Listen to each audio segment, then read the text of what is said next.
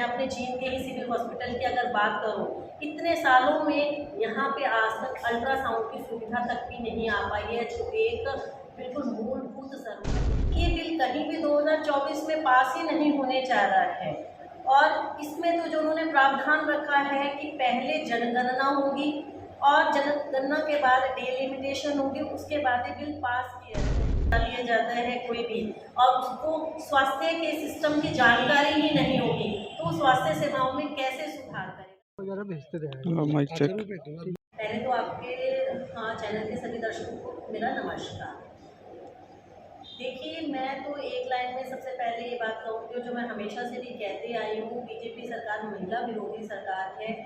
पिछले 10 साल से महिला आरक्षण का बिल जो कि पेश किया गया था लेकिन आज तक लागू नहीं किया, लेकिन हमारे माननीय प्रधानमंत्री जी ने एक जुमलेबाजी के तहत ये घोषणा की कि इस बिल को, जो महिला आरक्षण बिल है जिससे महिलाओं को विधानसभा में और लोकसभा में 33% का आरक्षण मिलेगा, ये पास किया जाएगा।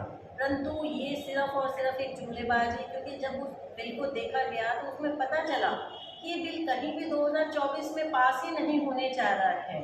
और इसमें तो जो उन्होंने प्रावधान रखा है कि पहले जनगणना होगी और जनगणना के बाद डिलिमिटेशन होगी, उसके बाद ही बिल पास किया जाएगा। और आपको पता है 2021 से लगातार ये सरकार जनगणना की बात करती है कि जनगणना करवाई जाएगी, लेकिन कोई जनगणना नहीं हुई है। और इसके लिए तो हो सकता है ये सरकार 10 साल और निकाल दे।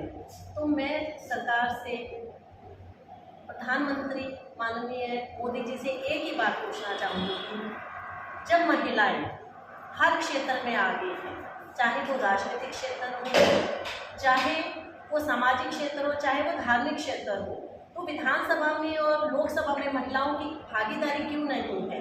क्यों महिलाओं को उनकी क्षमता के अनुसार ये सरकार विधानसभा में, लोकसभा में नहीं भेजती है?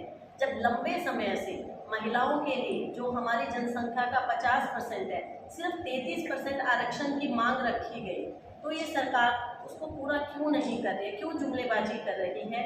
और हम तो यही बात कहेंगे, और हमारा आम आदमी पार्टी की तरफ से और महिला प्रदेश अध्यक्ष होने के नाते मेरा यही निवेदन है कि जल्द से जल्द इस बिल को पास किया जाए ताकि महिलाओं को 2024 में ही आरक्षण मिले। जी बिल्कुल, मैं भी इस बात से बिल्कुल सहमत हूँ। हमारे पार्टी के राष्ट्रीय संयोजक माननीय श्री अरविंद केजरीवाल जी एक ही बात में विश्वास रखते हैं कि इलेक्शन से ज़्यादा ज़रूरी हमारे देश के बच्चों के लिए शिक्षा है, क्योंकि कोई भी देश अगर शिक्षित होगा तभी देश विकसित होगा। और माननीय अरविंद केजरीवाल जी ने इसके लिए अपनी तरफ से उन्होंने बहुत अच्छे से इंतज़ाम भी किए हैं। दिल्ली के आप सरकारी स्कूल देखिए, दिल्ली के सरकारी स्कूलों की उन्होंने काया पलट कर दी है। अब एमसीडी में जीतने के बाद, एमसीडी जैसे ही दिल्ली सरकार के अंडर आती है, आम आदमी पार्टी की दिल्ली में एमसीडी की सरकार बनती है, तो एमसीडी के स्कूलों को भी अच्छा किया जा रहा है। और पंजाब में तो हमारी सरकार आई थी, 18 ही महीने हुए हैं, तो स्कूल ऑफ एक्सीलेंस बनाए जा रहे हैं। अभी हमारे माननीय श्री अरविंद केजरीवाल जी और भगवंत मान जी ने अमृतसर के अंदर स्कूल ऑफ एक्सीलेंस का उन्होंने उद्घाटन भी किया है, जिसमें सबसे बड़ी खुशी की बात ये हुई कि जो स्कूल के टीचर्स थे जिन्होंने कभी अपने बच्चों को सरकारी स्कूल में नहीं पढ़ाया, तो उन्होंने अपने बच्चों को स्कूल में एडमिशन करवाया। तो अरविंद केजरीवाल जी की एक ही सोच है कि गरीब और अमीर दोनों के बच्चों को समान शिक्षा का अधिकार है। अगर गरीब का बच्चा पढ़ लिख के डॉक्टर बनेगा, इंजीनियर बनेगा, वकील बनेगा, तो ही हमारे देश में एक व्यवस्था परिवर्तन हो सकता है, तभी हमारे देश की जो युवा पीढ़ी है वो तरक्की कर सकती है। तो हम बात करते हैं इसीलिए कि वन नेशन वन एजुकेशन, कि सबके लिए समान शिक्षा का अधिकार।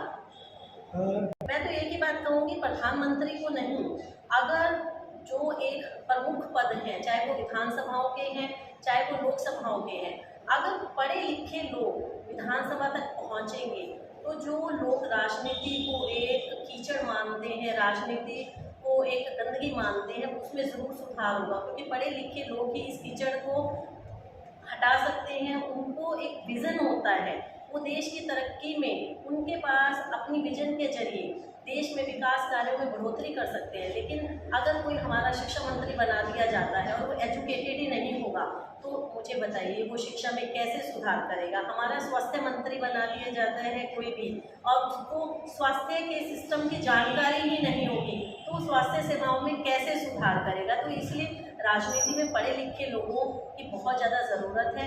ये जो पुराने ढर्रे से पुराने वर्षों से चला आ रहा है कि 8वीं पास लोग, 4वीं पास लोग, 10वीं पास लोग राजनीति में आके अपनी गुंडागर्दी के दम पे लोगों का कोई काम ना करके अपना सिर्फ राजनीतिक चेहरा चमकाते थे, उनको हटाने की सख्त ज़रूरत है और पढ़े लिखे लोगों को राजनीति में आने की उससे भी ज़्यादा ज़रूरत है। देखिए, आम आदमी पार्टी की जो मुद्दे हैं वो शिक्षा और स्वास्थ्य है। आम आदमी पार्टी एक ही बात कहती है कि अगर हमारा जो पीढ़ी है वो शिक्षित होगी तभी हमारा देश विकसित होगा। उसके साथ साथ अगर आम लोगों को स्वास्थ्य सेवाएं अच्छी प्रकार से मिलेंगी तभी लोग हमारे तरक्की कर पाएंगे। आप देखिए, अरविंद केजरीवाल जी ने दिल्ली के अंदर कम से कम 670 के करीब उन्होंने मोहल्ला क्लिनिक पिछले टाइम में बनाए हैं, और उनमें आप ये देखिए महिलाओं के लिए अलग से क्लिनिक बनाए गए हैं जिसमें महिलाओं को गायनी की सारी प्रकार की सुविधाएं मिलती हैं।